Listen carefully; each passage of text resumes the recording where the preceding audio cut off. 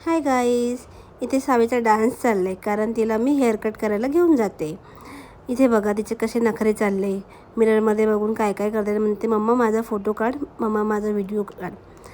आम्ही निघालो hair cut करायला. बाहेर खूप ऊन आहे म्हणून आम्ही दोघींनी पण स्कार्फ बांधला. तुम्ही पण गाईज बाहेर निघताना कानाला काहीतरी बांधूनच निघा, कारण खूप ऊन आहे. उन्हाचे खूप चटके बसतात, कानाला खूप गरम वाफा लागतात. तर प्लीज सगळ्यांना रिक्वेस्ट आहे की कानाला काहीतरी बांधून निघा. इथे आम्ही दोघी पण निघालो आहे हेअर कट करायला. तुम्ही बाहेर बघू शकता किती डेंजर ऊन आहे. ह्या एवढ्या उन्हामध्ये आपण बाहेर निघूच शकत नाही. मध्येच पाऊस पडतो आणि आणखी गरमी वाढते. शक्यतो 5 नंतरच बाहेर पडा. इथे सलूनमध्ये पोचल्यानंतर कळालं की आज संडे असल्यामुळे त्यांचे सगळे बुकिंग फुल आहेत.